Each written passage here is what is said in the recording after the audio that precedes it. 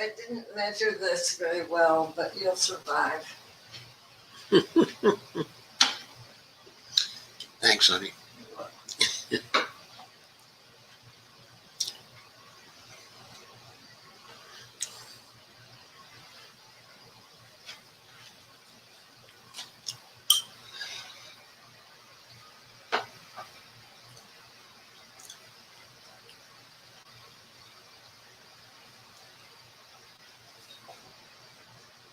Now, can I turn the air conditioning off?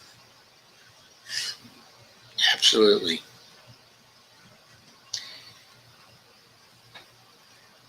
Hi, Dolores. How are you?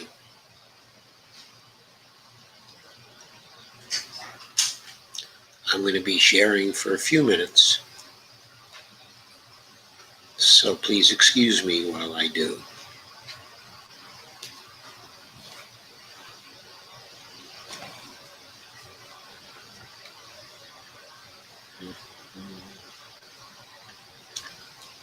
And hi, Kay. It's nice to see you too.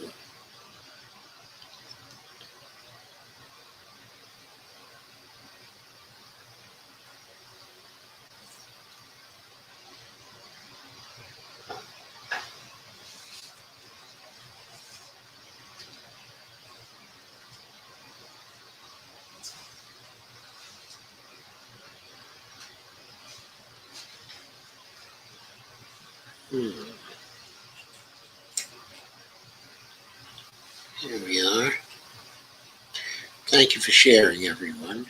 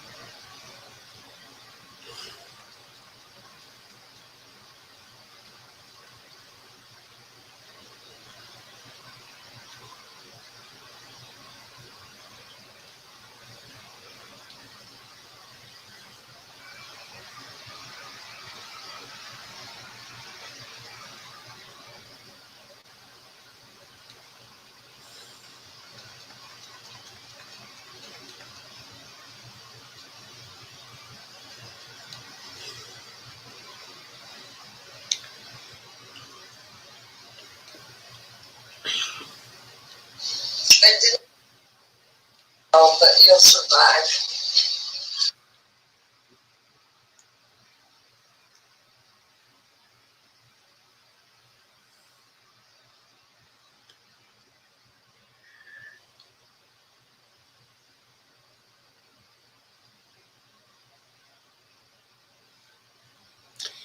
Hi there, everyone. Hi, Kay. Hi, Dolores. Hi, Dolores twice, because you're on Facebook too. And hi, Steve Gonzo. And Evelina, very nice to see you here as well. So the title of this one is Whither Israel, Whither Palestine? Question marks in back of both. Of course, most of what we'll be talking about is what's going on there now. And then we'll consider whither, because we know that based on what is going on there now and what has been going on there for many, many years, either there's going to be a course change, or we are looking at a total catastrophe there.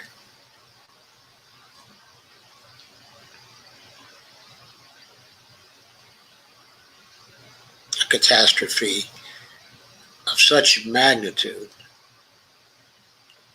that it hardly bears talking about. And let's get to some of the articles for tonight.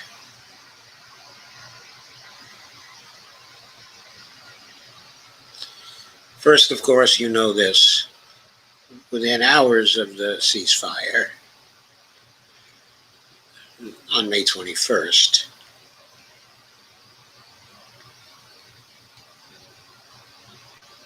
while thousands of Palestinians, so this is by Sharon Zhang, Truth Out. I'm sharing the Truth Out article now. It was on May 21st, 2021. Thousands of Palestinians in Gaza, East Jerusalem, and the occupied West Bank were celebrating the freshly implemented ceasefire agreement between Israel and Hamas when Israeli police stormed the Al-Aqsa Mosque and attacked Palestinian worshippers. So, from my point of view, they broke the ceasefire just hours after it went into effect. They fired tear gas and stun grenades at the worshippers after Friday prayers. Hundreds of Palestinians had gathered at the Al-Aqsa Mosque to pray and celebrate the ceasefire. According to the Palestinian Red Crescent, the police wounded about 20 people in the attack. That's just criminal. That is criminal. That is criminal. That is Nazi stuff. Ceasefire agreement was reached on Friday as the region entered its second week of escalated violence from Israeli forces. Israel's attacks have killed at least 243 Palestinians, including 66 children over just 11 days. The attacks also displaced tens of thousands of Palestinians. During the same period, rockets fired by Hamas have killed 12 Israelis, including 2 children.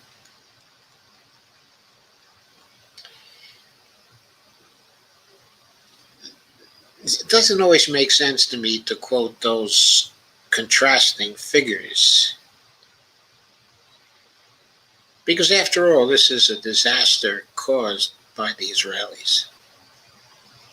We all know the Israelis decided it was time to mow the lawn, as they call it.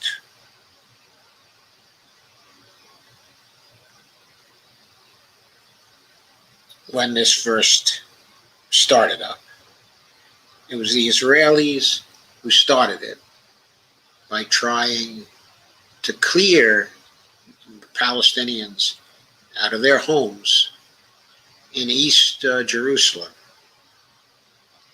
in order to make way for settlers who wanted those homes. It was just another step in the Israeli takeover of East Jerusalem, the West Bank, Gaza.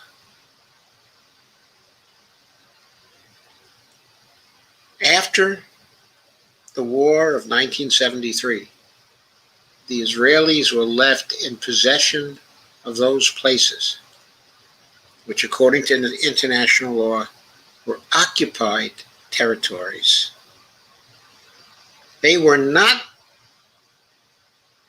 in reference to international law, they were not Israeli territory.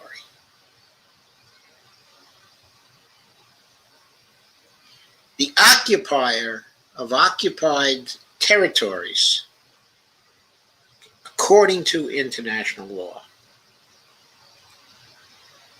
has to make a settlement and end the occupation in some reasonable time. We are nearing 50 years of occupation. That is not occupation. It is conquest. It is illegal according to international law. It is aggression. It is a crime against humanity. Quote, how long must Palestinians endure the terrorism of the Israeli regime? How long will this fascist regime have impunity? Asked Mohammed El-Kurd, a writer from Jerusalem, on Twitter.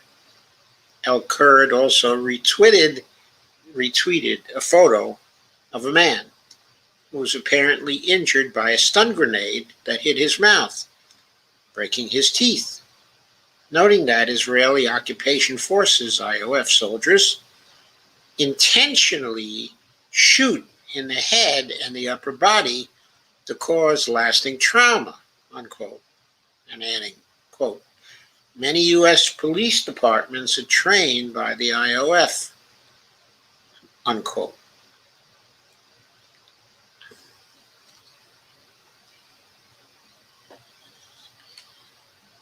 That's our brutality in foreign lands coming home to the U.S.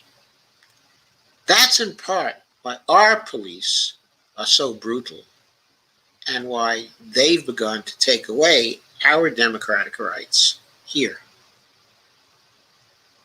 Quote, Israeli apartheid doesn't stop, unquote, tweeted the Institute for Middle East Understanding, a U.S. nonprofit aimed at providing information on Palestine to the media, underscoring how, even with a ceasefire in effect, Israel continues to subject Palestinians to the many forms of violence they have endured for decades. The ceasefire had to happen. However, it does not end the siege on Gaza, the occupation of the West Bank and east of Jerusalem, nor the systematic oppression of Palestinians in Israel, wrote Sally Abed, a Palestinian living in Israeli-occupied Jaffa and leader of the social movement Standing Together. No, it doesn't end the systematic oppression of Palestinians, okay, in Israel. And it doesn't end the occupation. Both have to end. Both are illegal in international law. The oppression of the Palestinians, okay, in Israel is no more legal than the oppression of the Uyghurs in China, which we love to talk about all the time. Going on with the Post. If not now, a U.S.-based Jewish progressive group also emphasized the limits of the ceasefire. Quote, back to, quote, normal, unquote. Israeli forces repressing Palestinians. This is unacceptable, unquote. If not now, wrote in response to Friday's attack, okay, on Al-Aqsa. I think that unacceptable is a word which recently has been made famous by Bernie Sanders, actually, since people have been taking Bernie seriously since about 2013 now, okay, I guess. But it's really kind of a colorless word. It's not just unacceptable. It is a crime against humanity, the kind of crime that we're not supposed to allow nations to commit. Meanwhile, progressive lawmakers in the United States have continued to push for the U.S. government to stop funding and backing the violence that the Israeli state perpetrates against Palestinians. Quote, a ceasefire is necessary, but will not alone achieve freedom, justice, and equality for all who live under Israel's apartheid government, unquote.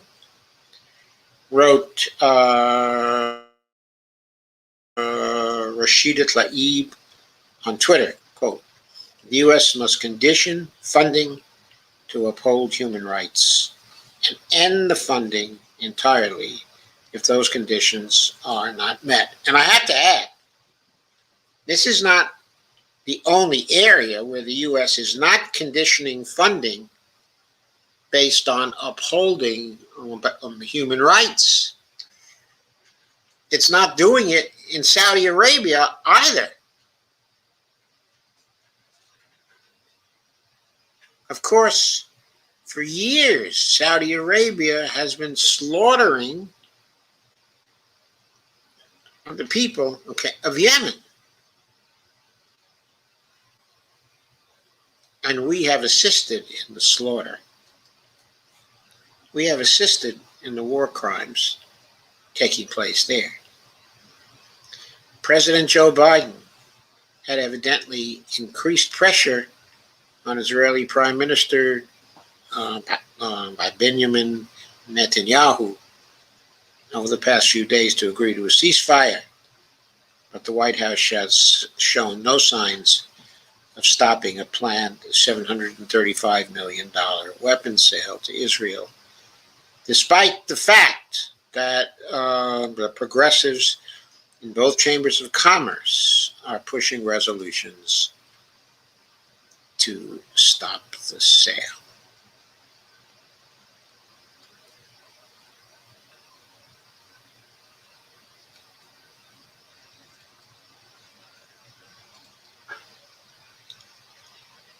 So next.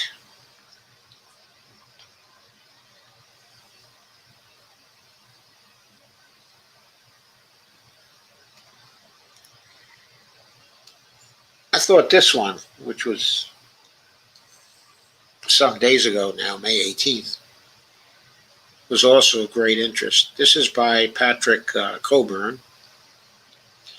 That's how you pronounce his name. At Counterpunch, Israel is making the same errors as Britain did over Northern Ireland 50 years ago.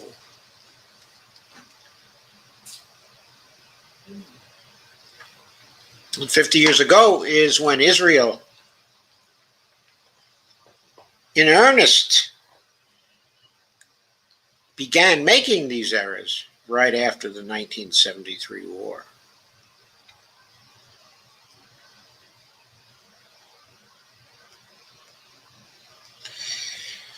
Coburn says, when I first visited Israel in 1976 after spending 3 years in Northern Ireland working on my second degree, I was struck by the similarities between the situations in the two countries.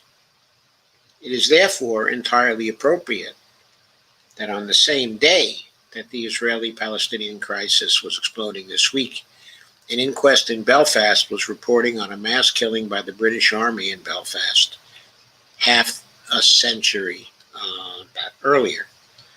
This was what became known as the Bally Massacre, which took place between 9th and 11th of August 1971, when 10 Catholics were shot and killed in the working class district of Ballymurphy in West Belfast. The British government and army claimed for years that the dead were IRA gunmen or had been throwing petrol bombs, but the inquest determined this week that all the dead were innocent civilians and the army's actions were unjustified, quote unquote. Boris Johnson has apologized unreservedly for the killings.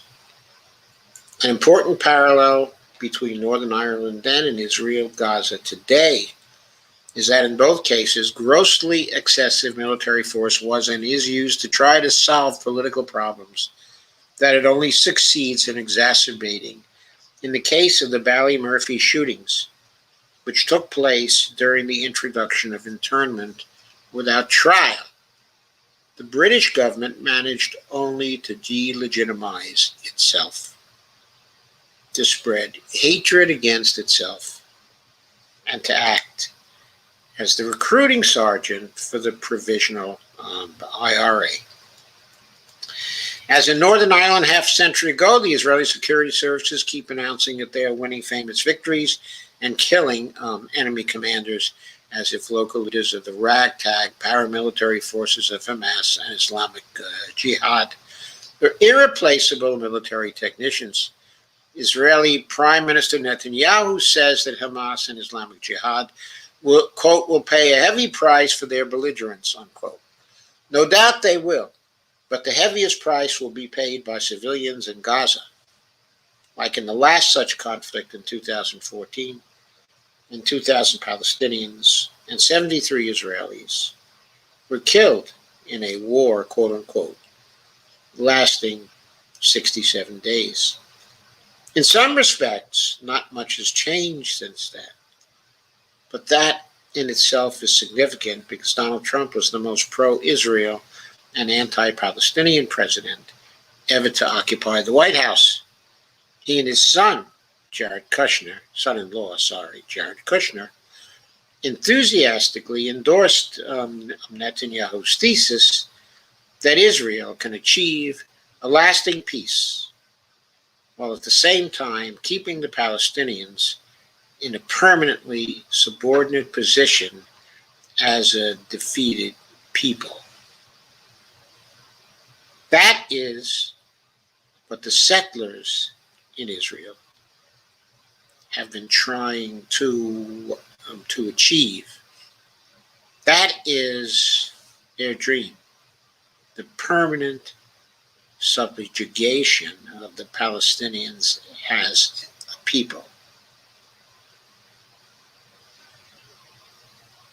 That was never going to work. You could see it as far back as 1973. You knew it was a dead end. I knew it was a dead end back at the end of the war in 1973.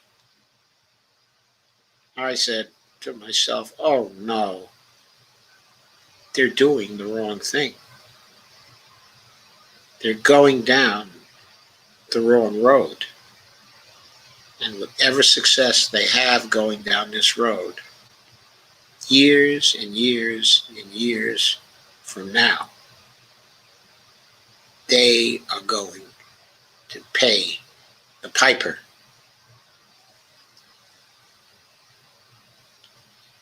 I still don't know exactly when that's going to happen.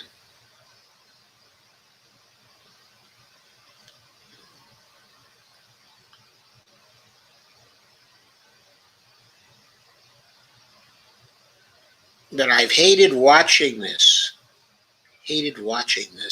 over all these years, knowing it was so wrong, so immoral,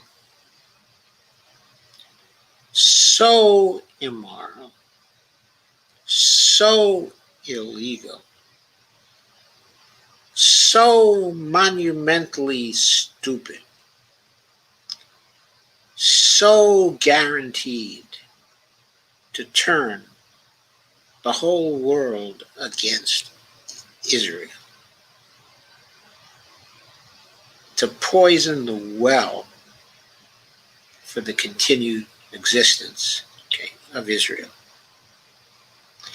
Going back to the article, the quote, Palestinian question, what one British diplomat used to call, quote, the poison of Palestine, unquote, is back on the international agenda, as unresolved and explosive as it has been for the last 100 years. Perhaps the biggest effect of the hype and spin of the Trump era was to breed self-destructive hubris among Israelis at all levels of authority. Israeli officials felt free to expand settlements on the West Bank, evict Palestinians in the Sheikh Jarrah neighborhood of Jerusalem, and ordered the police to throw stun grenades and use tear gas around the Al-Aqsa Mosque. In one respect, the crisis is already more intense and wide-ranging than in past wars centered on Gaza in 2008-9 and in 2014. The new element of the involvement of the 2 million Israeli Arab Palestinians who make up 20% is the involvement of the 2 million Israeli Arab Palestinians who make up 20% of the Israeli population in mixed towns and cities like Lud, Haifa,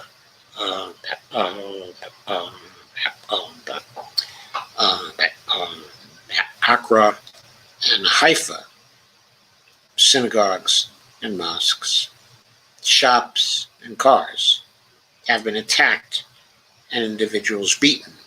In Lud, for example, where the rioting has been most intense and is right next to Ben Gurion Airport, the population is made up of 47,000 Israeli Jews, 23,000 Israeli Arabs / Palestinians.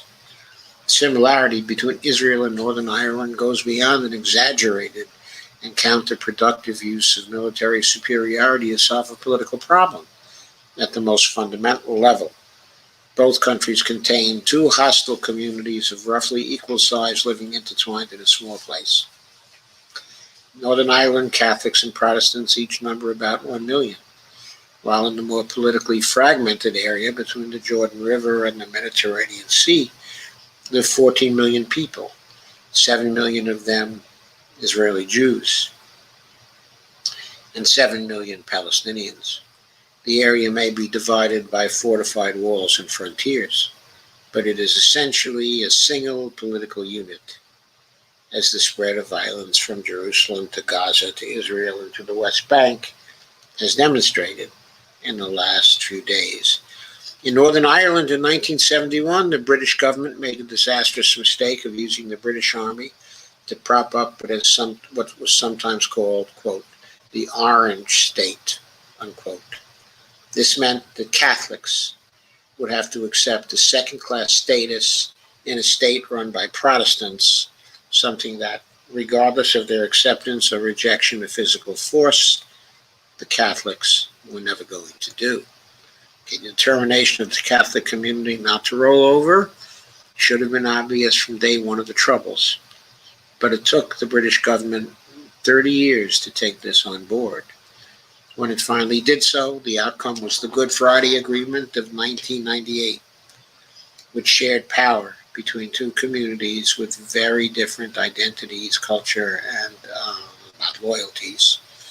It would be nice to think that the same process might one day happen when it comes to Israel and Palestinians. But there are differences as well as similarities from the two situations. Compromise in Northern Ireland required a certain balance of power between the two communities and a recognition by all, particularly by the British government and by Irish the Republicans, that neither side was going to win a complete victory. Holding back any such compromise between Israel and the Palestinians is that the balance of power appears to be overwhelmingly in favor of Israel. They do not feel the need to compromise because they have total military superiority and the support of the United States and other powerful nations. Palestinian weaknesses, several of them self-inflicted, include very poor leadership and political organization. Hamas can fire lots of rockets into Israel in a show of defiance, but this is politically counterproductive since it enables Israel to frame its actions as defensive and part of a war on terror. The Palestinian National Authority, based in Ramallah, hasn't held an election for 15 years, with the latest attempt being postponed indefinitely last month, and is now deeply compromised as a representative of its people. The best strategy for the Palestinians should be to use their great numbers in a peaceful mass campaign demanding civil rights and an end to discriminatory restrictions. Palestinians do hold a card of the highest value, which is that Israel will not have won until the Palestinians declare that they have lost. The events of last week showed that this is not going to happen. Israel wins trick after trick at the political and military card table, but can never be declared the winner because it is playing a game that does not end.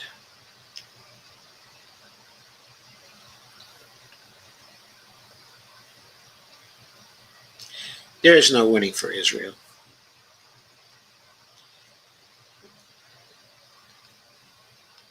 Or, I should say, there is no winning before the Zionists who think that the West Bank and Gaza belong to Israel.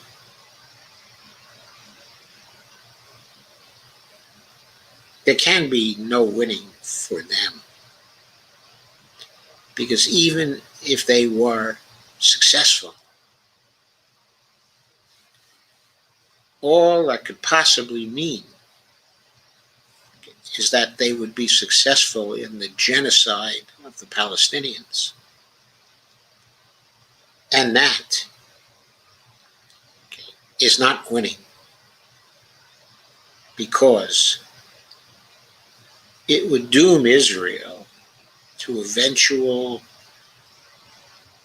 destruction as a nation who had committed unforgivable war crimes, unforgivable crimes against other human beings. It would blacken the name of Israel forever.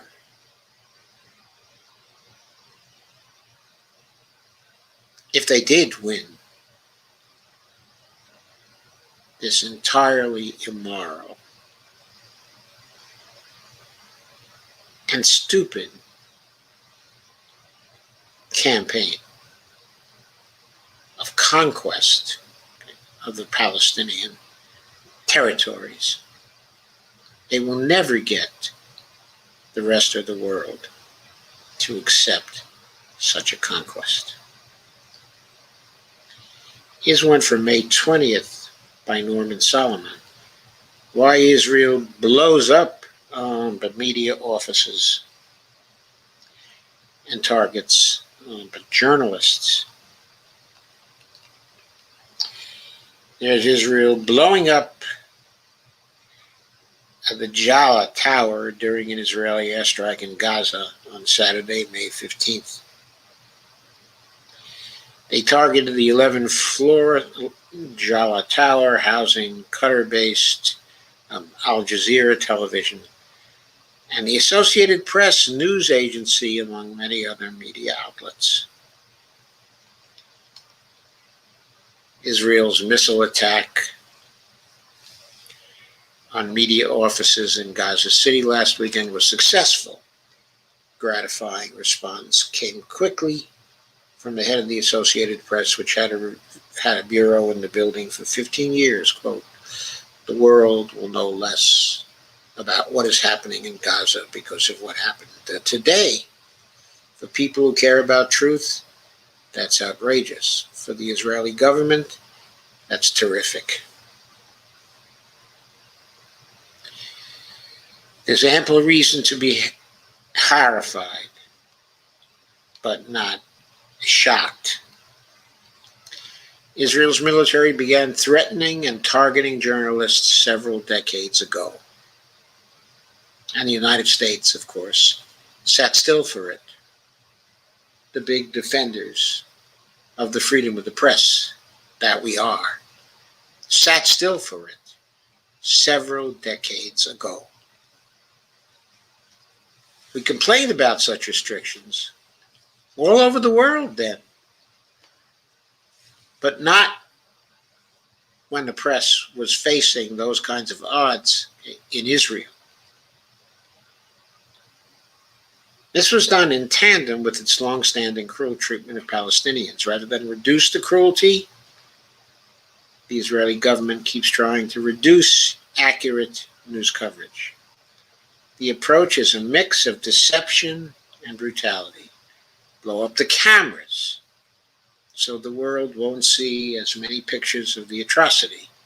Sounds like our police departments here, doesn't it? I wonder who trained them. Of course, there's no need to interfere with journalists documenting the also awful, while relatively few deaths of Israelis due to rockets fired by Hamas. In recent days, the Israeli government has spotlighted such visuals, some of them grimly authentic, others fake. The suffering in the Israeli-Palestinian conflict is tragically real on both sides, while vastly asymmetrical. During the last 10 days, as reported by the BBC, 219 people have been killed in Gaza. In Israel, the number was 10. In Gaza, at least 63 of the dead were children. Well, it's more, we know now, it's 67 children. But Biden is pushing ahead to sell $735 million worth of weapons to Israel. Alexandria Ocasio-Cortez, Rashida Tlaib, and Mark Pocan introduced a resolution opposing the sale of those weapons to Israel. AOC said, quote, "For decades, the U.S. has sold billions of dollars in weaponry to Israel without ever requiring them to respect basic Palestinian rights. In so doing, we have directly contributed to the death, displacement, and disenfranchisement of millions," unquote. Ocasio-Cortez pointed out.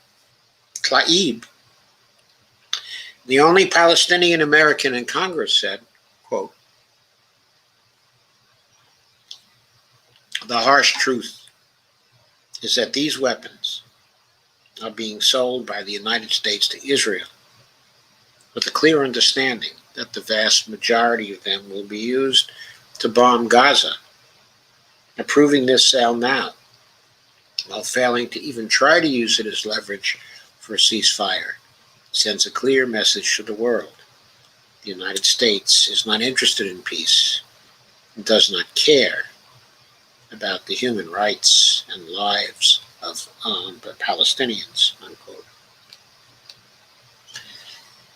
As usual, Israel's latest killing spree can avail itself of deep pockets provided by U.S. taxpayers, currently $3.8 billion a year in military assistance. Well, of course, it's even worse, because Israel's latest killing spree can avail itself of the deep pockets of a monetary sovereign that can create its own currency. No U.S. taxpayers' money is going to Israeli military assistance. It's all money newly created by the Federal Reserve. An article published last week by the Carnegie Endowment for International Peace makes a strong case that the massive subsidy is legally dubious and morally indefensible. It is legally indefensible too. It is not legally dubious. Not many members of Congress can be heard calling for an end to doling out huge sums to the Israeli government. But some progress is evident. A bill introduced last month by Congresswoman Betty McCollum, H.R. 2590, now has 21 co-sponsors, and some activist momentum. Its official purpose flies in the face of routine congressional evasion, quote, "to promote and protect the human rights of Palestinians living under Israeli military occupation, and to ensure that United States taxpayer funds are not used by the government of Israel to support the military detention of Palestinian children, the unlawful seizure, appropriation, and destruction of Palestinian property, and forcible transfer of civilians in the West Bank, or further annexation of Palestinian land in violation of international law."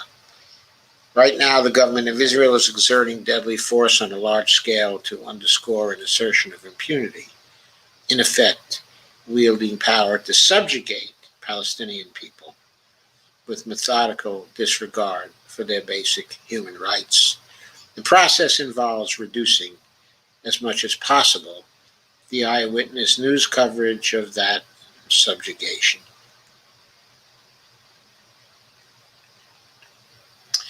Israeli leaders know that truth about human consequences of their policies is horrific when it is illuminated. That's why they're so eager to keep us in the dark, says Norman Solomon.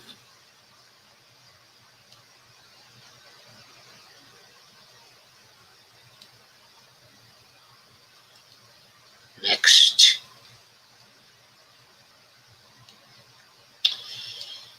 This is one by R.J. Eskow, Richard J. Eskow. As Palestine burns, where is Washington's, quote, respect for norms, unquote? And there's Palestine burning. In this city by a river, Representative Liz Cheney is being lionized by the country's elites for defending the country's political norms, quote unquote. That pretense of civility that allows people to discuss the immiseration and deaths of others with the proper level of decorum. When it comes to Israel's slaughter of Palestinians, however, there is no concern for civility, norms, or even international law. Savagery, not civility, rules the day. Take the destruction of the Al-Jalaa Tower, which held the offices of news outlets that included the Associated Press and Al Jazeera. It's a violation of international law to attack civilian targets with evidence of an immediate military threat. Al-Jalaa wasn't targeted because it posed an immediate danger. It was targeted because journalists worked there. The idea that it was an, quote, intelligence center for Hamas, which incidentally is the legitimately elected government of the area, was preposterous. Even more absurd was the IDF's claim that Hamas was using civilians as human shields. There. The building's occupants were given precisely 1 hour to escape. Journalists, residents, and others in the building fled without interference. Quote, human shields, unquote, but by definition, cannot leave. The lying wasn't merely done to conceal a war crime. The bold transparency was a message to the world's media. Journalists, they know that you know they're lying. That was the point. They were taunting you with the fact that they can destroy and lie, and there's nothing you can do about it. You'll never catch them, never stop them, never fully reveal what they're doing, not as long as they have the backing of the world's largest superpower. What else can explain the brutal arrogance behind Israeli Defense Minister, quote unquote, Benny Gantz's statement that if Hamas rocket attacks mean citizens of Israel have to sleep in shelters, then Gaza will burn, unquote. This conveys the clear and premeditated intention to commit a war crime by attacking a civilian population as an act of revenge. Gantz did not say that, quote, we will attack military targets in Gaza, unquote, if rockets are fired after all. He said the entire region would, quote, burn, unquote. Why?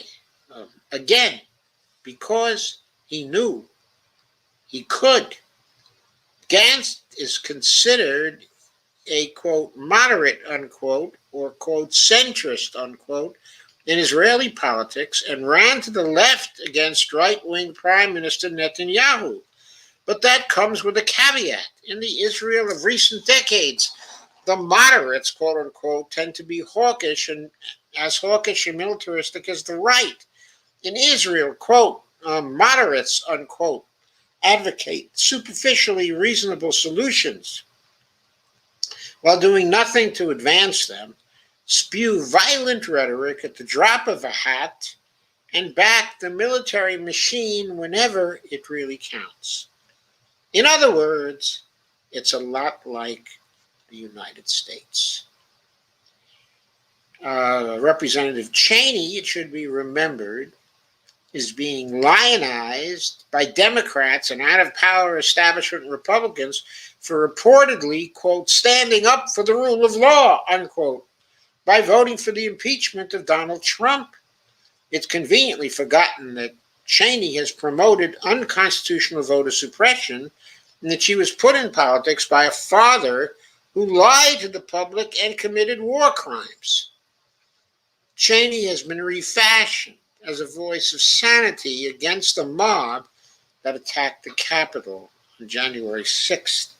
The newly formed Cheney fan club rightly condemns Trump and his most violent supporters for racist and violent rhetoric. They claim that by voting to impeach Trump, Cheney affirmed the anti-democratic nature of Trump's speech while provoked brutal attacks by some of his followers.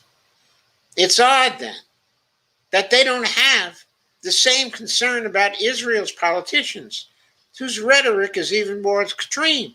Netanyahu, for example, likened Palestinians to, quote, wild beasts, unquote. He said that Israel should handle Palestinians by, quote, beating them up, not once by repeatedly, but repeatedly beat them up so it hurts so badly until it's unbearable, unquote. Quote, I am happy to be a fascist, said Miri Regev, Netanyahu's Minister of Transportation. Quote, a Jew always has a much higher soul than a Gentile, unquote, said a former minister. Quote, even if he is a homosexual, unquote.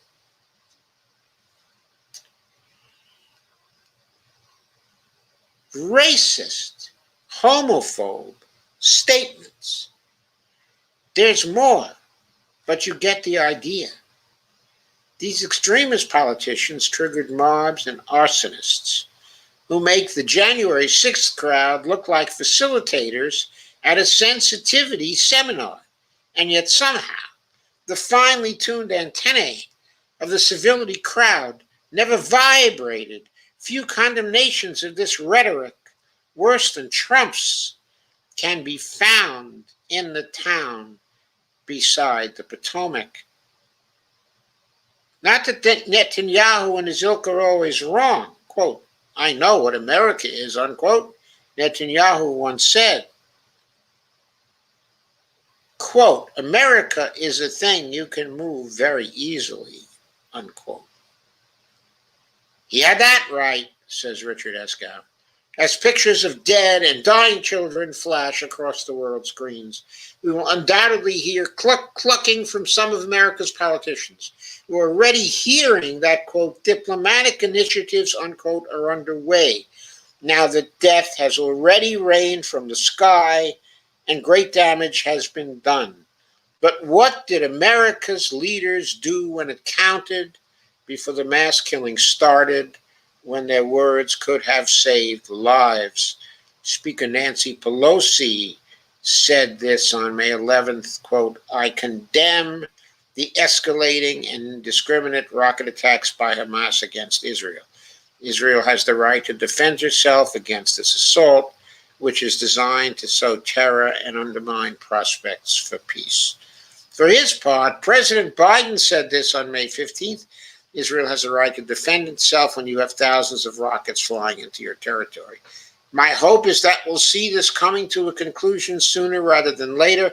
Let's be clear, says Richard. For Israel, these statements are a license to kill. They portrayed Israel as an innocent party with no acknowledgement of its inciting actions in Sheikh Jarrah. The UN, seemingly unnoticed, called for a halt to the evictions there, and at the Al-Aqsa Mosque. The media didn't say much about that either. There was no call for diplomatic initiatives, quote unquote, when these violent provocations began, and none in advance of Israel's military assault on the Palestinians.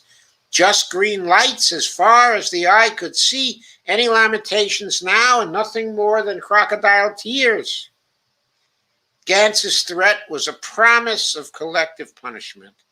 As the United Nations Office for the Coordination of Humanitarian Affairs says, quote, Israel collectively punishes the population in Gaza by targeting homes and civilians.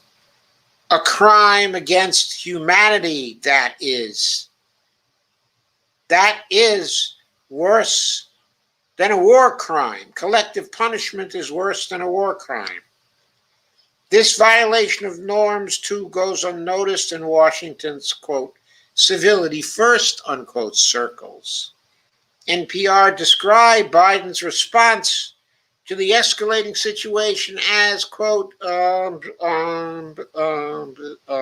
muted, unquote. Quote, cowardly, unquote, would be a better word. But then, leaders from both parties have looked the other way for decades as Israel illegally establishes settlements on stolen land in the occupied territories. Before it ends, some politicians on the Democratic Party's left are speaking out now, and that's good, but the real shift is happening elsewhere in the hearts of people in the U.S. and around the world who've come to see that the occupation and its accompanying violence has to stop. It will stop someday, not because the political establishment finally led the way, but because it could no longer stop the inevitable. But too many innocent people will die in the meantime. The norms that we violate with the support of Israel aren't just the polite fictions of the powerful. That is the norms celebrated in Washington. They're the norms laid down by law and ethics over thousands of years. Thomas Jefferson was a slaveholder whose actions debased the truths he spoke. But he did speak the truth at times, and never more so than when he addressed himself to those who profess faith but do not act on it. Quote, I tremble for my country, unquote, he said. Quote, when I reflect that God is just, unquote. Interesting thing for Jefferson to say, by the way, because Jefferson was a deist. He was not an Old Testament God, but nevertheless, he believed that his God of the clockwork universe was just, along with Martin Luther King. He apparently believed that the arc of the universe bends towards justice, and if it does, then justice will be delivered on the Israelis for what they have done over all these decades now.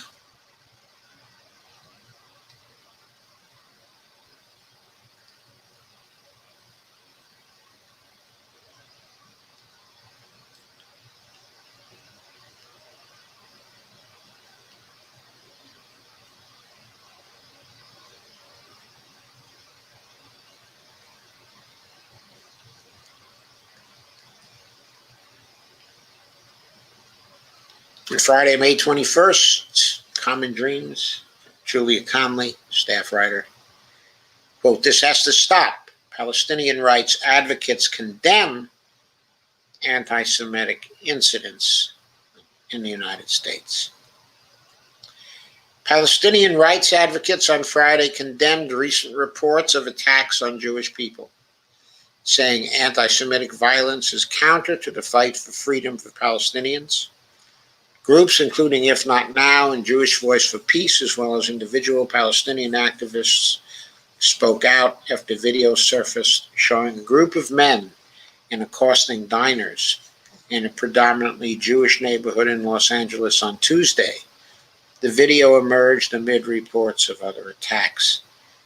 These isolated incidents don't represent the Palestinian rights movement, which is grounded in values of freedom of justice, not hate, and bigotry, said If Not Now, which is led by Jewish Americans who oppose the Israeli occupation of Palestine.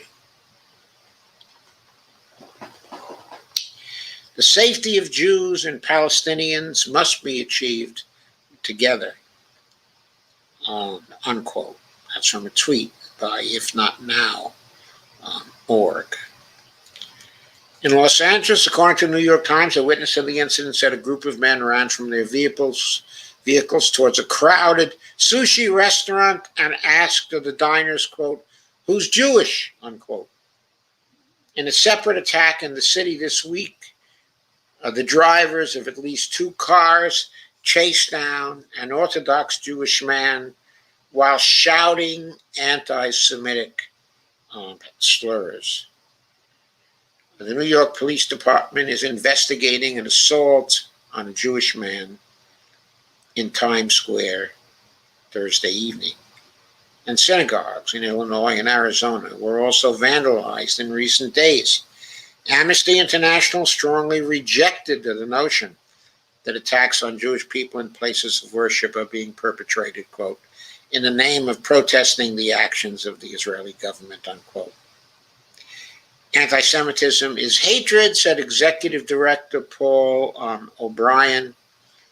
Quote, it attacks the very notion of universal human rights, and we must hold accountable in our personal interactions, in our workplaces, in our communities, and in our activism those who commit, encourage, or acquiesce in such abuse whenever and wherever it is inflicted, unquote.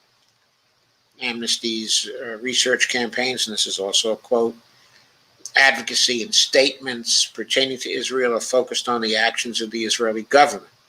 They are not and never will be a condemnation of Judaism or the Jewish people, unquote, O'Brien added.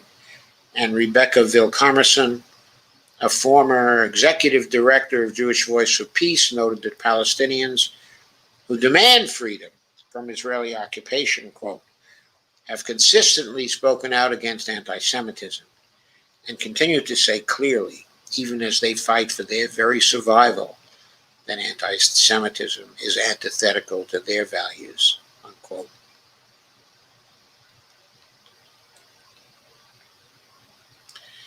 So there's more in that vein, but you get the point.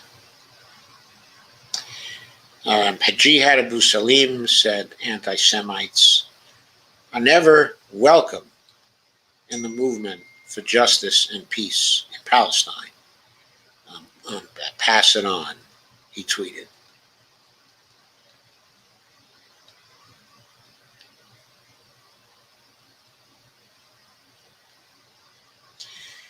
Anti-Semitism and the Palestine activism seen in the West almost never comes from Palestinians. Almost always comes from non-Palestinian activists, said Yair Wallach, senior lecturer in Israeli studies at SOAS, by University of London. We should acknowledge the heavy burden this places on Palestinians, especially in at this moment. And he tweeted, replying to himself, 3. So while they face bombing attacks, displacement, and brutalization in Palestine, Palestinians also now need to find the time and space to reject what some racist idiots are doing in the name of their cause. And by the way, we Jews have ourselves to find the time and space to reject what some racist idiots in Israel are doing in the name, of our cause. Our cause is the human rights cause, and it always has been. It is not the cause, of Zionists who want to settle in occupied territories in Palestine. Suzanne Schneider of the Brooklyn Institute for Social Research also described how anti-Semitic violence harms the Palestinian cause while endangering Jewish people, many of whom are critical of Israeli policies, noting the recent attacks are, quote, already being used to try to shut down public discussion of Palestine. And she tweeted, the ease with which the pro-Israel camp has pivoted away from Hamas to instances of anti-Semitic attacks in the West is very telling and is already being used to try to shut down public discussion of Palestine, while saying, quote, look what all your solidarity yields, unquote. So many good people in the movement already know this and are speaking out accordingly. As much as yelling at Jews outside a sushi restaurant pales in comparison to 65 dead children in Gaza, it is central to the problem. Why? And another tweet, because it makes the Zionist movement's central premise that life as a minority is untenable seem correct. And thus whatever the Israeli government does to safeguard the, quote, Jewish, unquote, character of the state will be defended as an existential need.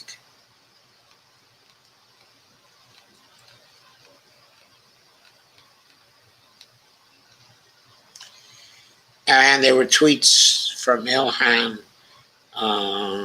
Omar condemning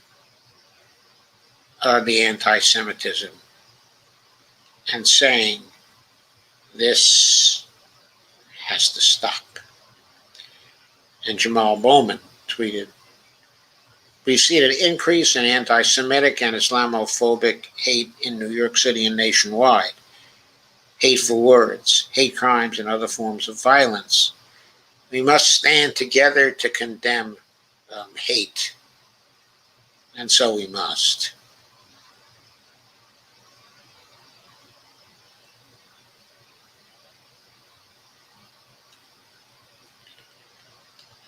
Let us move now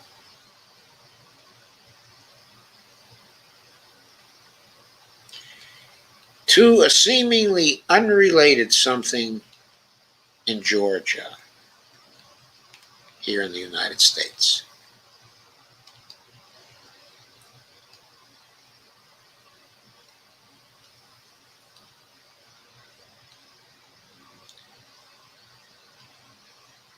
This is from Common Dreams, Brett Wilkins, on May 24th. Advocates hail ruling striking down, quote, unconstitutional, unquote, Georgia Anti-Bds Law.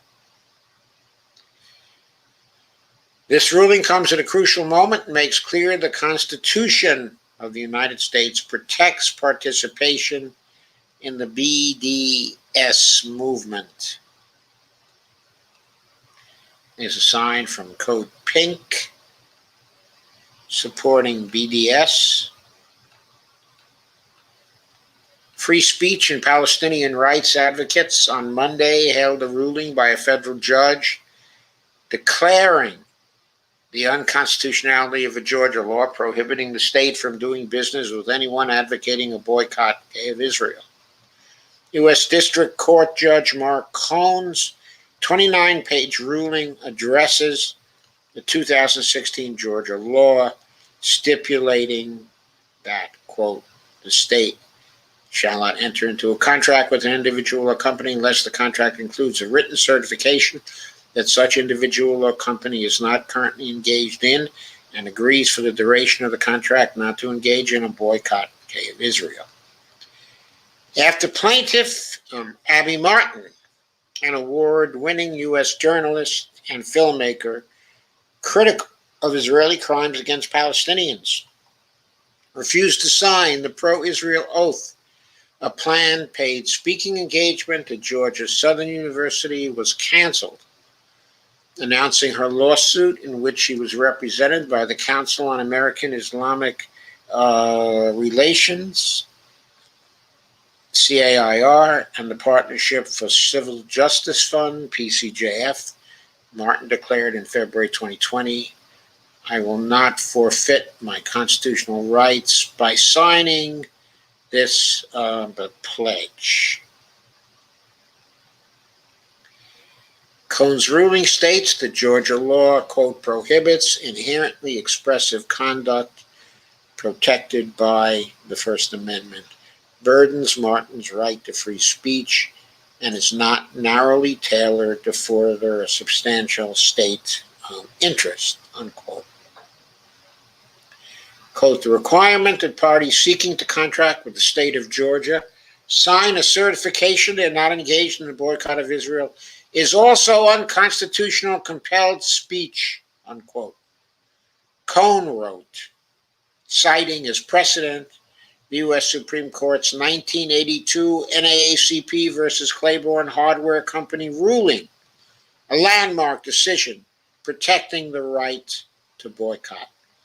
Cohn also cited Bayard versus State Bar of Arizona, a 1971 U.S. Supreme Court decision in favor of the law school graduate who refused to disclose whether she had ever been a member of the Communist Party or any organization advocating the forceful overthrow of the U.S. government. Quote, even assuming that Georgia's interest in furthering foreign policy goals regarding relations with Israel is a substantial state interest, defendants failed to explain how Martin's advocacy of a boycott of Israel has any bearing on Georgia's ability to advance foreign policy goals with Israel, Cohn wrote. And Abby, of course, was thrilled at the judge's decisions to strike down this law. She said, my First Amendment rights were restricted on behalf of a foreign government, which flies in the face of the principles of freedom and a democracy.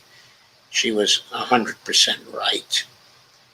100% right in all this. And of course, it was a show of courage, okay, on her part, and also the sacrifice of a speaking fee, the apparent sacrifice of a speaking fee anyway.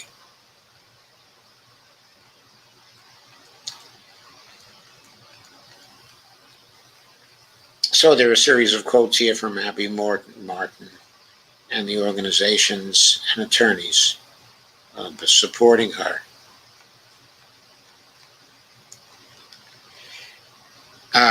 Spurred by pro-Israel politicians and a powerful lobby that often conflates opposition to Israeli policies and actions including the illegal occupation, settler colonization, and ethnic cleansing of Palestine, and the perpetuation of what prominent critics call an apartheid system there.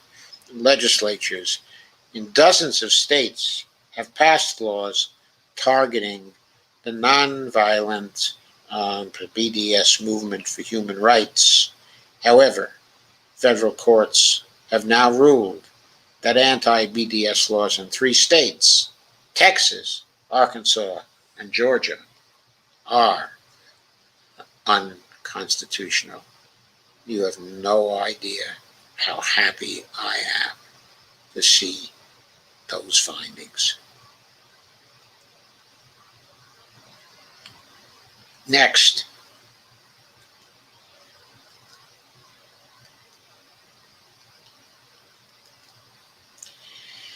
quote, "This is the price of war," unquote. Israeli newspaper publishes photos of all 67 Palestinian children killed in Gaza the onslaught. That was today. That appeared today in Common Dreams. And here's the picture of the 67 Palestinian children who were killed in the attacks. I was thinking today, what Israeli newspaper would do that? And I thought immediately, of Haaretz. And it was Haaretz. Human rights advocates and journalists applauded the Israeli newspaper Haaretz for its, quote, unprecedented cover story Thursday, one featuring the photos and stories of 67 Palestinian children killed in the latest bombardment campaign by the Israel Defense Forces. Quote, "This is the price of war," the headline read. The article came a day after the New York Times published its own extensive account of the youngest victims of Israel's most recent 11-day offensive, in which the IDF frequently targeted residential areas of Gaza, known as the world's largest open-air prison.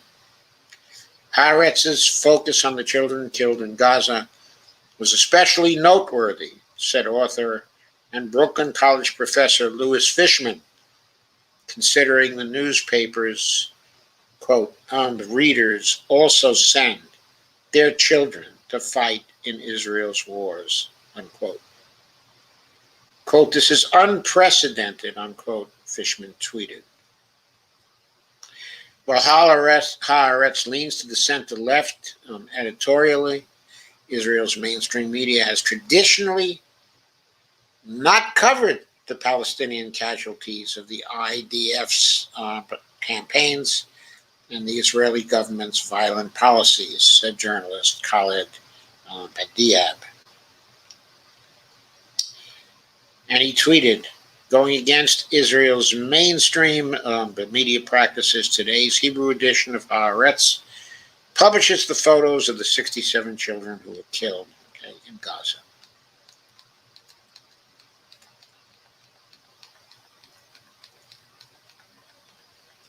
And there are the photos again. Badiab also tweeted, during the 2014 war, human rights group at B'Tselem tried to counter the willful silence in the Israeli media about the victims of Israeli airstrikes. It paid for a radio spot naming the dead children. The Israel Broadcasting Authority banned it.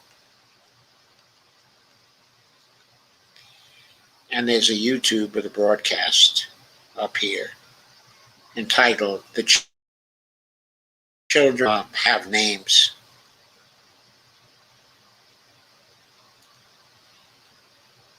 It never got onto the IBA, but it has gotten onto YouTube. Haaretz's front page represented a bold move, tweeted the journalist Pasaima Mozum, adding, quote, "Will it make a difference?" unquote. Others on social media took note of the unprecedented story.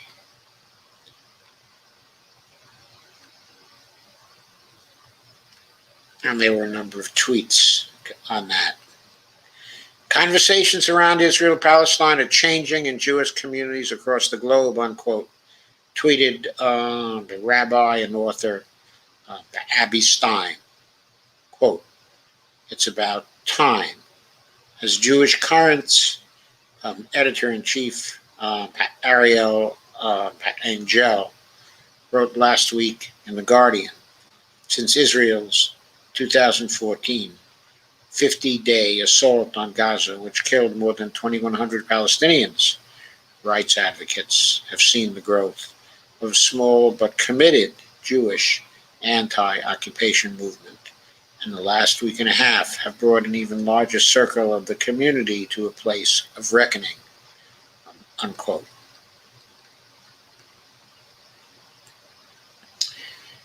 Unquote,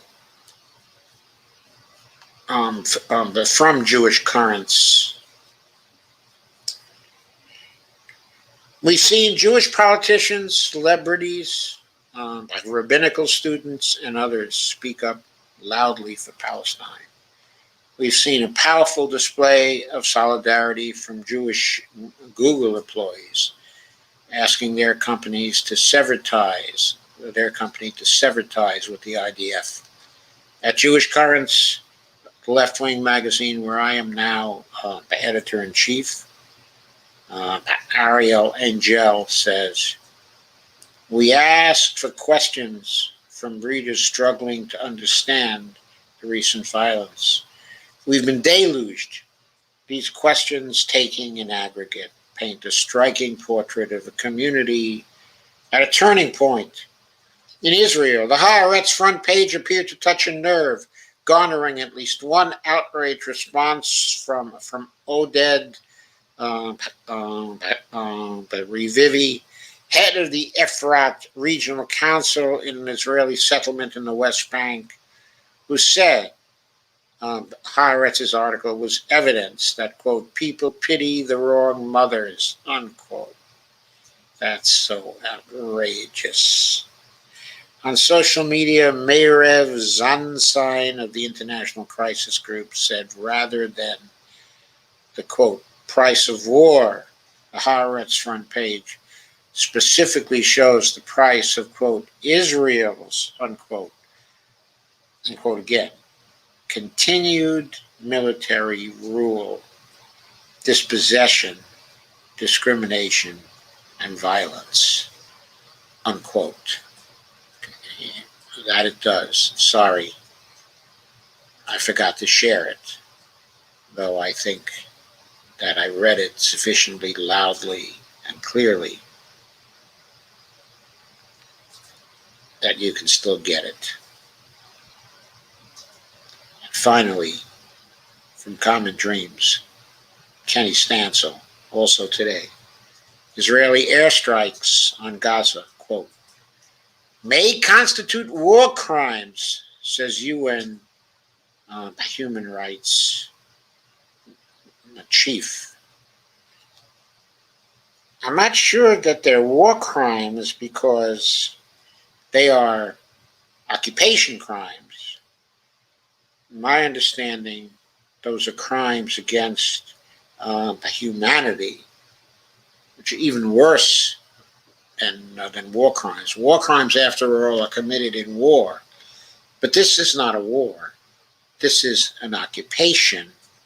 And the occupier owes an obligation to the occupied. It's a duty of care. Okay? It's a duty of justice. Reflect for a time on the post-war occupation of Germany by the United States after Germany's defeat in World War II, and our occupation of Japan after Japan's defeat in World War II. Those occupations were temporary. They ended within a relatively few years, as occupations should. The occupations we're talking about now have gone on for 50 years or more in some cases. And the occupation of the West Bank,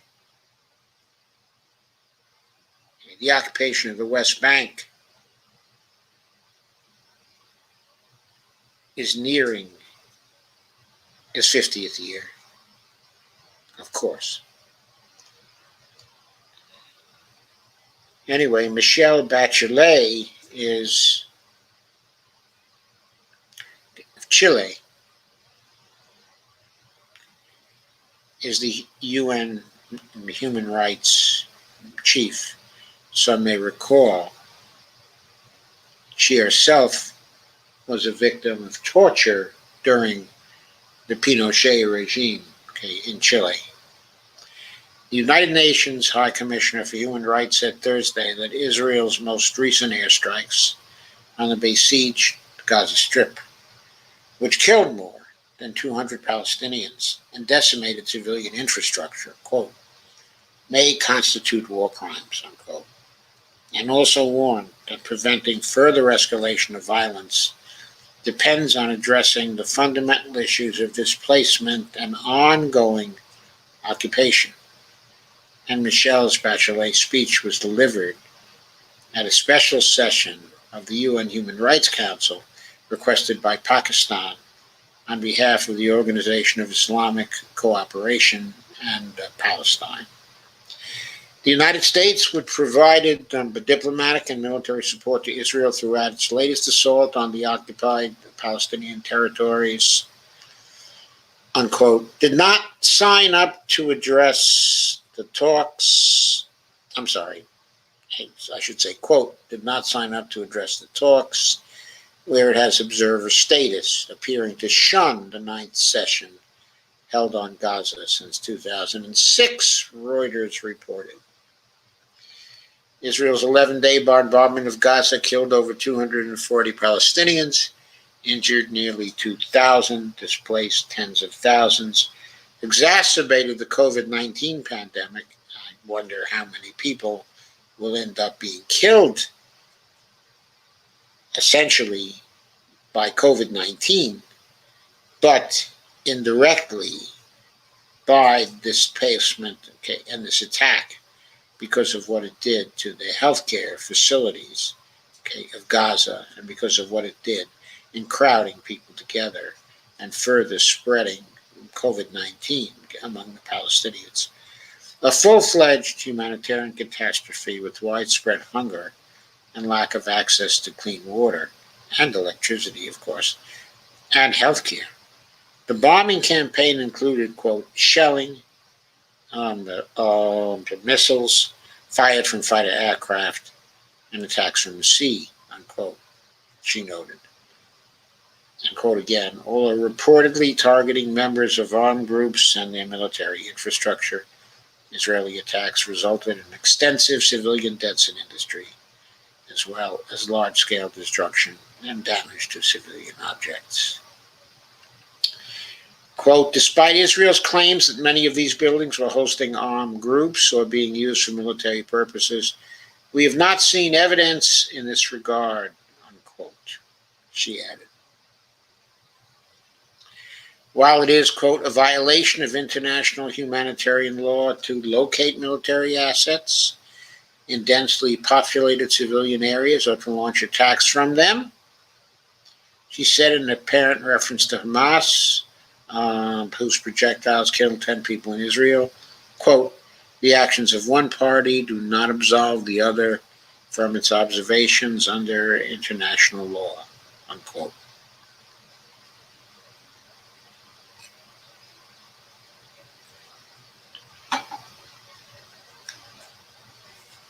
She pointed out, Israel's attacks on the densely populated coastal enclave of Gaza, host to 2 million people, quote, raise serious concerns of Israel's compliance with the principles of distinction and proportionality under international humanitarian law. If found to be indiscriminate and disproportionate in their impact on civilians and civilian objects, such attacks may constitute war crimes, unquote. Quote, unlike Israeli civilians who have the benefit of the, quote, Iron Dome, unquote, and professional military forces to assist in their protection, Palestinian civilians have virtually no protection against airstrikes and military occupations, unquote. Furthermore, she continued, quote, they have no place to escape to due to the Israeli land, air, and sea blockade that has been in place for the last 14 years. Michael Link, the special rapporteur on the situation of human rights in the Palestinian territory occupied since 1967, also addressed the Human Rights Council's 47 member states at Thursday's meeting in Geneva.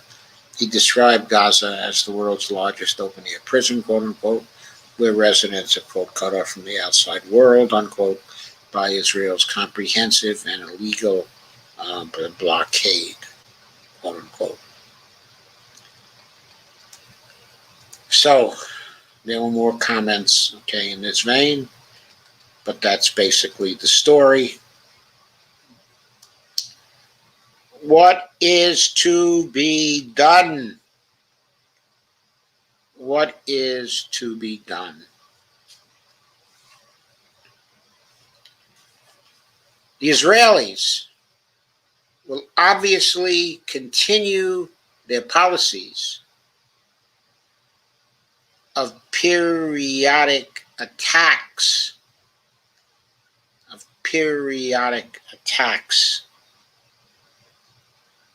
every few years on Palestine, on Gaza, while in between those attacks, they further settle the West Bank of the Jordan River and east by Jerusalem with Orthodox settlers who think they're fulfilling a biblical prophecy by settling there. And this will go on, and it will go on, and it will go on unless the world unites to stop Israel from following this policy of eventual genocide of the Palestinian people. Okay, it is genocide. They're attempting. It's the policy they're following. Ethnic cleansing, okay, is part of it. But if this policy continues, and if the world, including and especially the United States, does nothing to stop it, then the world will be complicit in an ongoing genocide that is likely to result in the actual genocide of the Palestinian people and the commission by Israel of a crime that is unforgivable by history, as unforgivable as the Nazis' crime against Jews in World War II and other European minorities as well.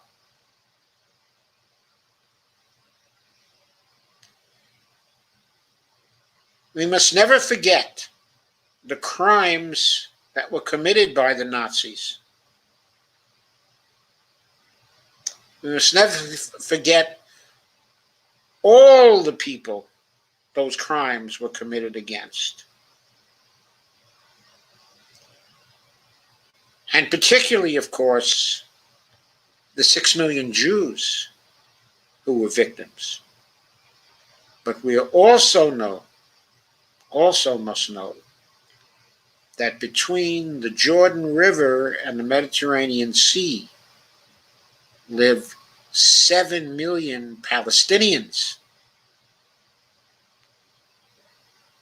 And if we allow this genocide to continue and to go on and to reach its logical conclusion,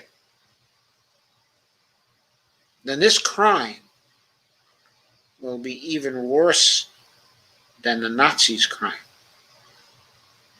in the end. We have to stop it. How can we do that?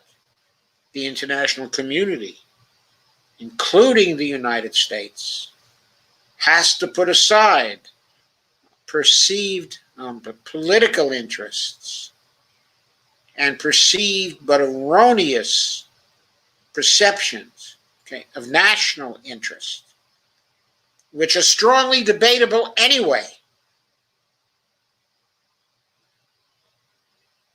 and must look to the moral consequences of what is going on and must unite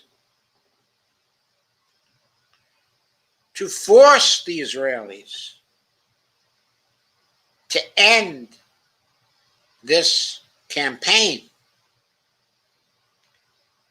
The settlers entered the West Bank in violation of international law. They must all be repatriated to Israel, forcefully if necessary. And the Palestinian territories must be returned to the Palestinians. The conditions for a two-state solution must be recreated there. I understand that people now say, and with justification, that the two-state solution is now dead and that the Israelis killed it. And I believe that statement, made by many, made by Hanan Ashrawi just a few days ago, that statement is certainly a true statement. But the world at large, if it unites and uses the forces the nations of the world can command, the creations for a two-state solution can be recreated, and a just and fair two-state solution can be forged, with which both Israel and the Palestinians will have to comply. I believe that is the only possible solution to this problem. And the reason why I believe it is that the one-state solution that many have now been talking about, in my view, is bound to fail. There is too much mistrust there now, with good reason for the mistrust. There is too much hate there now, with good reason to hate.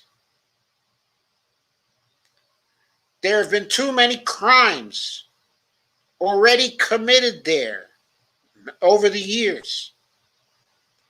And in the last 50 years, we have to say largely by the Israelis.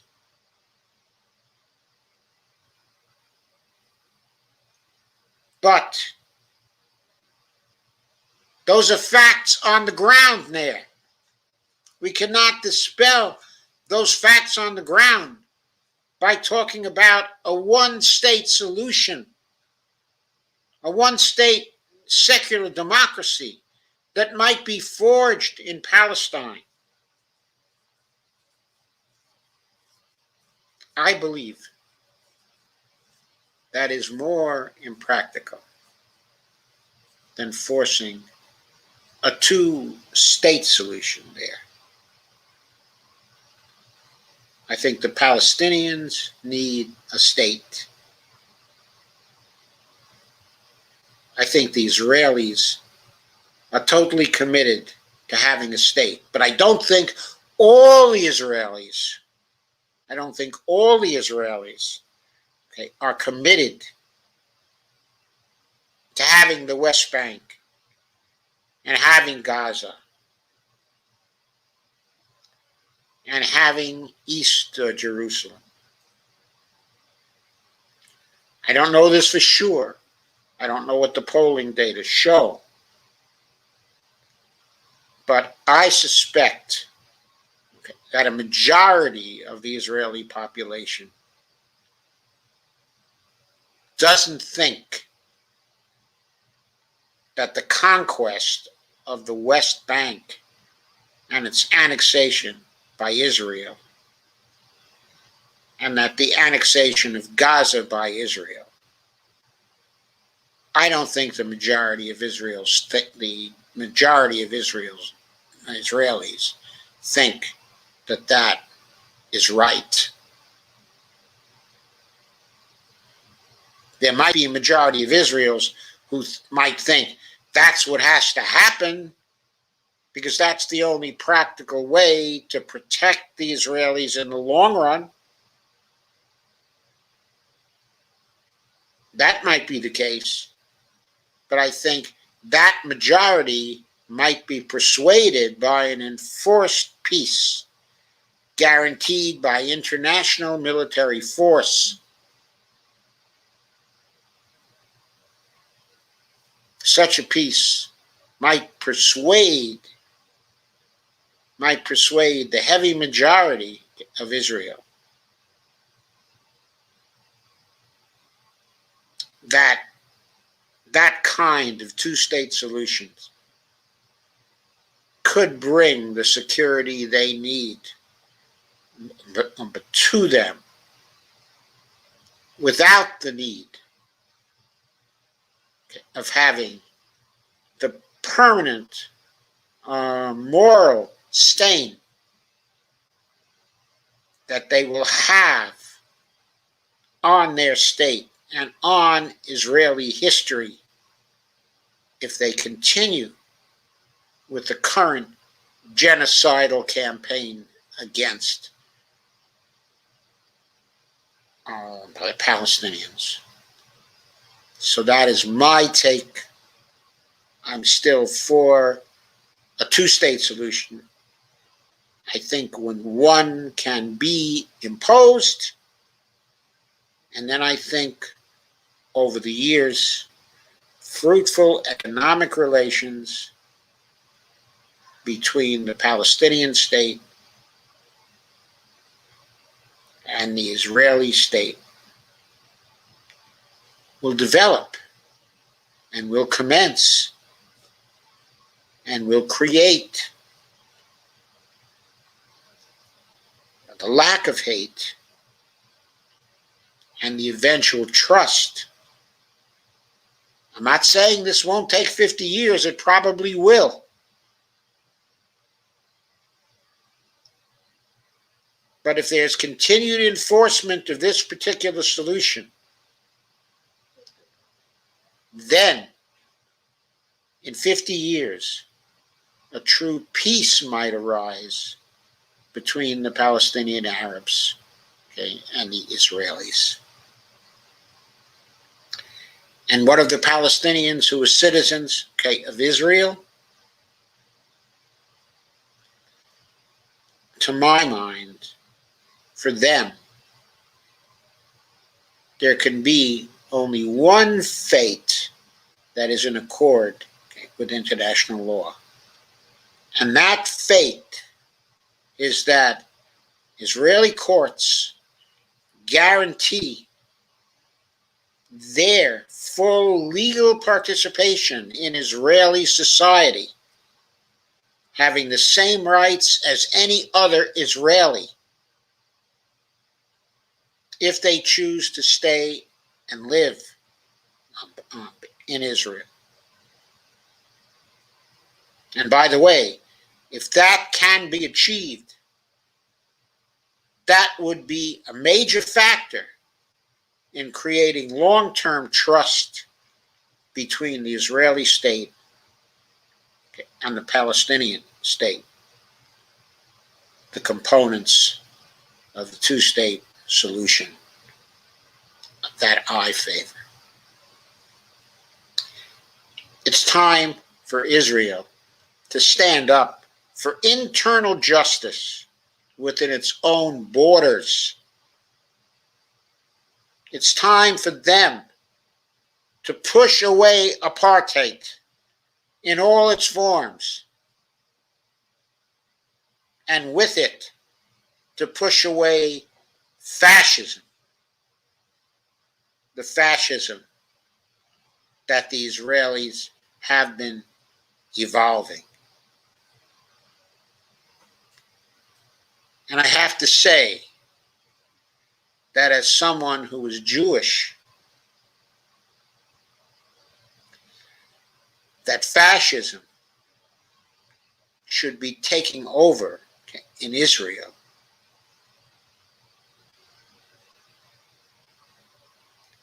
It's just something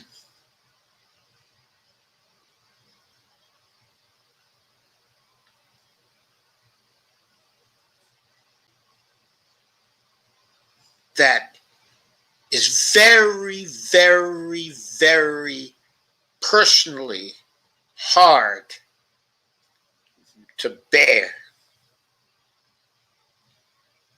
It goes against all the Jewish education that I had as a boy.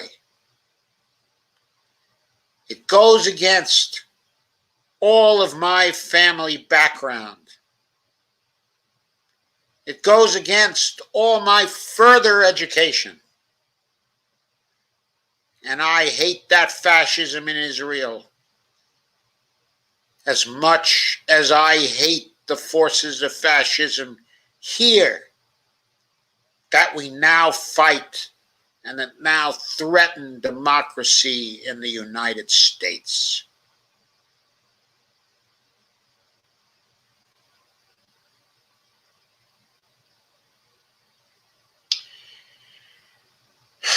I will now go to your comments.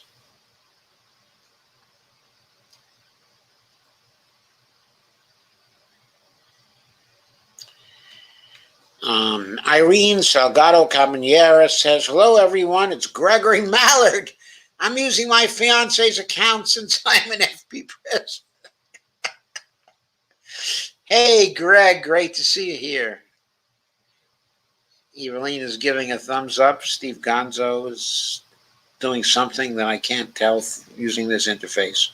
Steve Gonzo says the motion on annexation in Palestine has passed to label Israel's illegal settlement in Salamgarad as a de facto annexation of Palestinian land that cannot be allowed to pass under international law. Carmen said, been there, done that, nice to see you. Keisha Gray said, Steve Gonzo, sure. Dia Swift says, oh good, all on early, wonderful, greetings all, especially Dr. J. Thank you, Dia. Lana says, hi all. Dia Swift says, hi Lana. Lana says, hi Dia. And vote for number 6 says, hi Lana. And Dia says, it's criminal. Lana says, hi, vote for number 6. And vote for number 6 says, it's Darren. It's just my silly YouTube moniker. Okay, Darren, welcome. Dia Swift says, no wonder Mother Nature is just plain sick of us and send global warming hell on earth to stop our madness. Dia says, is sending correction. Keyboard is sticking badly today. Sorry. Evelina says, M.S. Bachelet, the UN Human Rights Commissioner, said Israel might be committing crimes of humanity. Well, she actually said war crimes. They're definitely committing crimes against humanity. That's definite. The only question about the war crimes is that there's no war between Israel and Palestine at this point. There's an occupation of Palestine by Israel. She said the same about Chile's Piñera and Bolivia's de facto president, Áñez, during the pogroms. Bachelet, the queen of understatement. Kate Clark Ryan says, hate to say it, but nothing will change there until they throw out Netanyahu. You spelled his name right. He's fighting for his office now, too. Yeah, that's what it's about. He's killing Palestinians because he wants to stay in office. What a contemptible. Evelina says, had said. Steve says, there was 2 votes, one to expel the Israeli ambassador and to BDS Israel. That one failed. The other vote was to label it a de facto annexation, and that vote passed. Great. Thea Swift said, that is enslavement.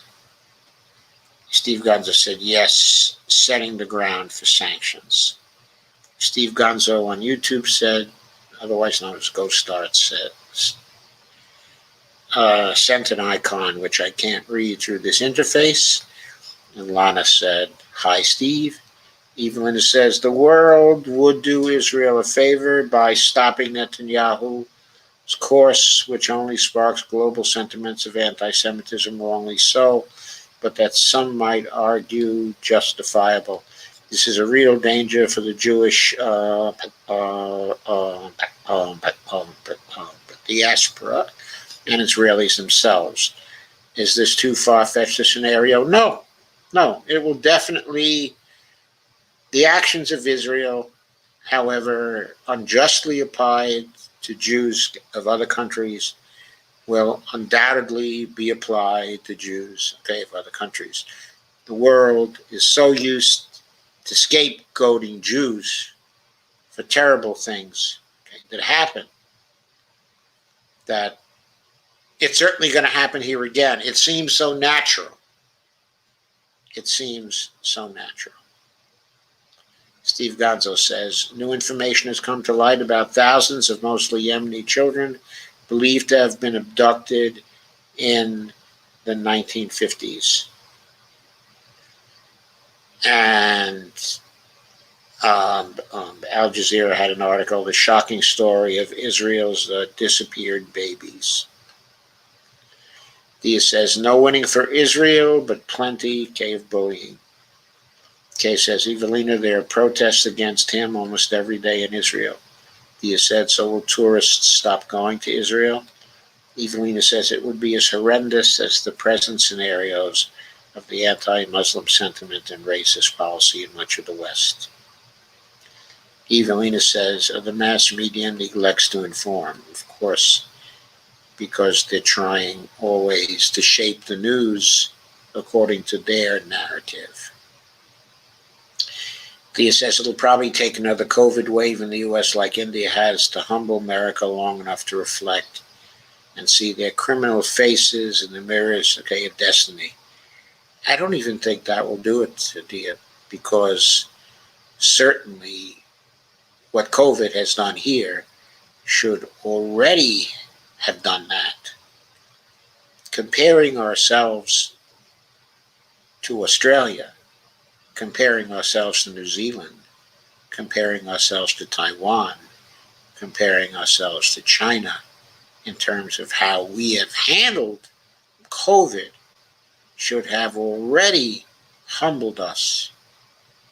But we avert our faces from the facts of management success of COVID in those countries, in contrast to our own management and leadership failures here, and the collective stupidity with which we met the threat of COVID.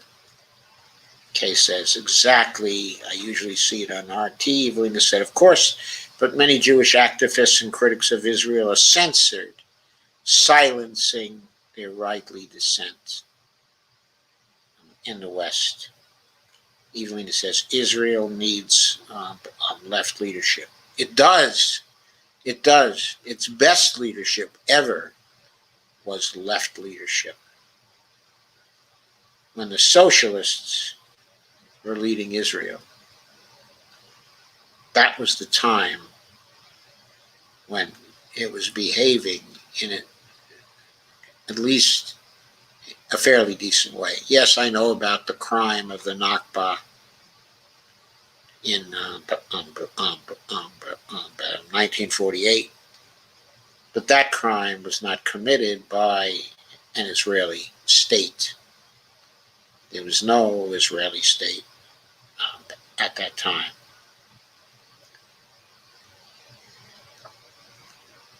That was done by the Irgun and by the Stern gangs before the establishment of the Israeli state.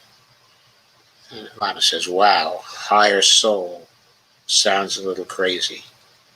It certainly does. Lana says, I like Richard Eskow. He's also Jewish, I believe. I believe he is. I don't happen to know for sure. Of course, I've noticed that that's certainly an East European, probably Russian Jewish name. So yes, I believe that he probably is. Kay says, I've been following RJ for many years. Evelina says, for peace. Dia says, Israel has the right to defend herself. Since when is the Vaterland 2.0 a she? That's a very good point, Dia. Since when is the Vaterland a she? Maybe it's a transsexual Vaterland. What about that? Iran isn't an ally of the Palestinians, are they? Well, Iran has helped Hamas, or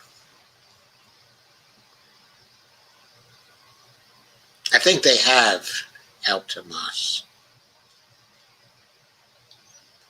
if I recall correctly. I don't think I would call them, though, an ally, okay, of the Palestinians in general. Evelina says, indie social media in the UK is quite informative as well as elsewhere in the West, but it doesn't each Madeira like ASA media. I'm sorry, it doesn't reach the masses like the US media would. Kay says he's on YouTube now. Evelina says, I totally respect the rabbi, but he is just one person. Evelina says, people have a hard time distinguishing the Israeli settlers who look like Orthodox Jews, even though they are antithetical to Judaism. Well, they're a small minority of Jews in the world. Perhaps, I'm not sure what it is these days. Might be 6% of the Jews in the world, or 7%, okay, of the Jews in the world, maybe as much as 10%. But they're a small minority of Jews in the world. They have an undue influence in Israel because the multi-party political system in Israel has given them an outrageous amount, okay, of political power, given the few seats that they actually control, okay, in the Knesset. That's the way in which a multi-party system can work against democracy. Steve Gonzo says Hamas, U.S. will not be part of any solution to end the Palestine crisis. Well, we had better be. We had better be, because without us, I don't think there's going to be any solution. Evelina says they are lookalikes and imposters, just like evangelicals are imposters. Evelina says, I'll say no more and laugh out loud. Steve Gonzo says most social media platforms are suppressing support for Palestine. They are, yes. Dia Swift says, yay, Georgia on my mind. And Lana says, Georgia getting as bad as Texas and Florida.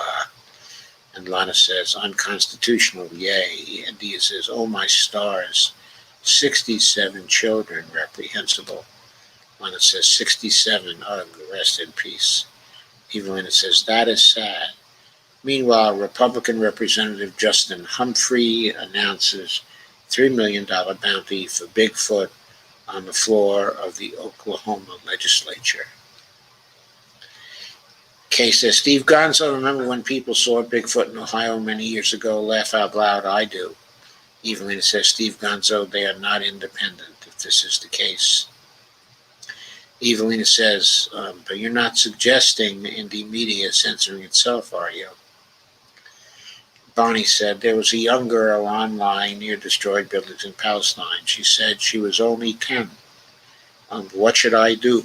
I am only 10. What would you say to her? I wonder what our president would say to her. Kay says, I saw that, Bonnie Firestone. Heartbreaking. Evelina said, Abby's video interviewing by young Americans joining the IDF, just 18, 19, 20 from California and other parts of the U.S., as was later censored on Facebook, blew my mind. So sad. The assistant said, why don't the U.S. just move the Zionists to the midsection of the U.S.? There's plenty of room and land there, and the nationalists will give them something to fight about. Oh, God. Evelina says, such a wrong done on to them has no limit. Evelina says, just think of the trauma. Evelina, it's not too late, Dr. Joe. Settlers must be returned to Israel. Kay says, those poor children will never be right again, and many others too. Deported even. They should have given Jews their own area in Germany back then. How will the Jews and Arabs ever solve the Ishmael, Abraham, birthright issue?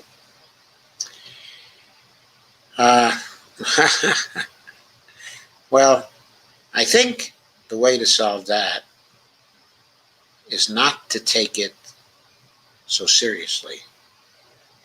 The way to solve that is to put religion in its proper place inside of a secular society. That's the way to solve that. Evelina Pont. Wasn't just the Germans, the British, the French, and the U.S. wanted creation of the Israeli state. Well, the U.S. really wasn't that much in favor of the creation of the Israeli state. It was really Harry Truman who did it, and against the advice of the foreign policy experts here in the United States, and against the advice of the U.S. Joint Chiefs of Staff, as well. In 1948, I don't think the U.S. as a whole necessarily wanted the creation of the Israeli state, though the idea was becoming much more popular among many, many people. It may be that many, many people had a guilty conscience because of the position that was taken by the United States and by the administration during the Second World War, doing nothing to interdict the killing of the Jews in the concentration camps by the Nazis. Concentration camps could have been bombed. The confinement could have been destroyed by the planes. That was never done by Allied air forces. They preferred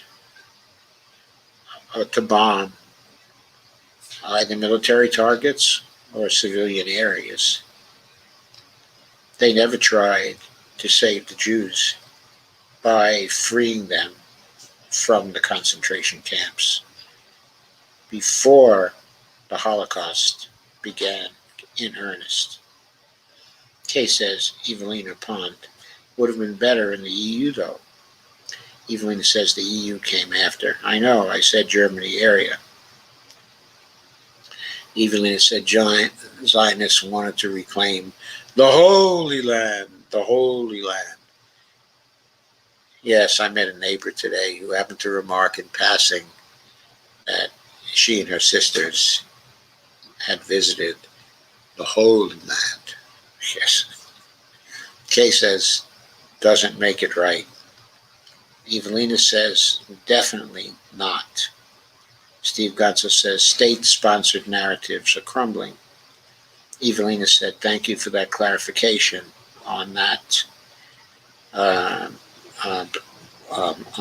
the minority with undue influence in the Knesset. Yes, Evelina said, I didn't know they were a party. Yeah, the Orthodox Jews do have a party in Israel, maybe more than one. I remember only one, but I haven't been studying Israeli politics very closely lately.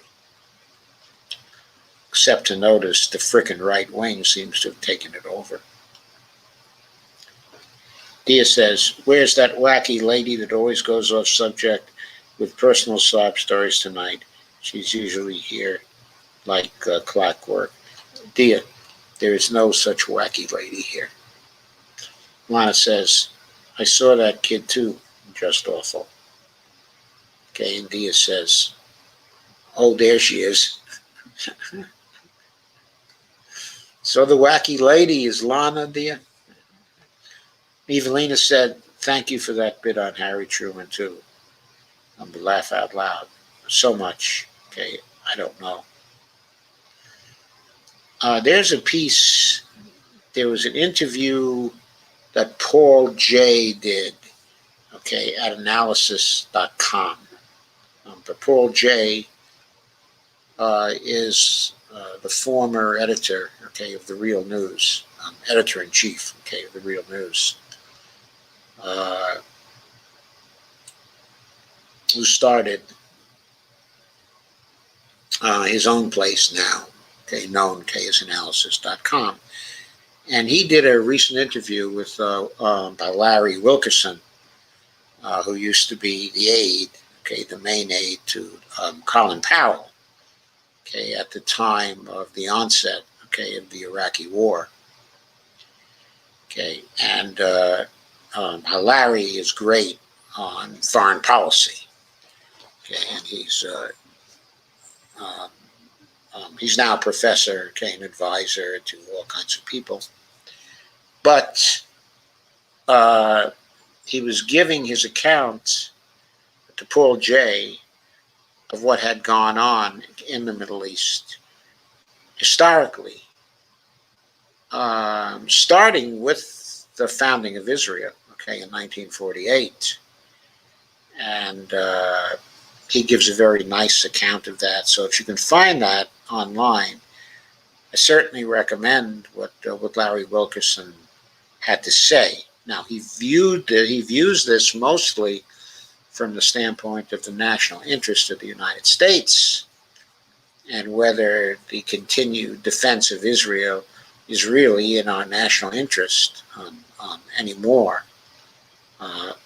And he's very logical. He approaches it from a very rational point of view. And he's being honest. And I recommend what he has to say. It's worth hearing, and it's worth thinking about it. Steve Gonzo says the USPS Board of Governors can fire Louis DeJoy now. Why haven't they? Perhaps because the Board of Governors has to be fired. Evelina says, Dia, what a wacky thing to say, laugh out loud. No, not Lana, some lady on your other platform, Facebook, I think. Lana says, I have been wacky from time to time. And Dia says, no way, Lana, not you. Okay, folks, I think we've reached the end. So thank you for coming. thank you for staying. I think, okay, as much as you can. I will be back on Saturday, if possible. Okay, I have my daughter back from California, so I may be sort of changing schedules on the weekend, but at some point, I'm sure there'll be a stream, okay, on the weekend. Expect me on Saturday, anyway, at 9 p.m. Dolores says, thank you for a great discussion, and Kay says, thank you for another great discussion. I love you all, and we love you too, Kay. We love you too, Kay.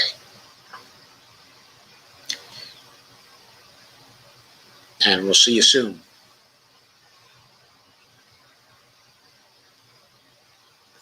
Good night.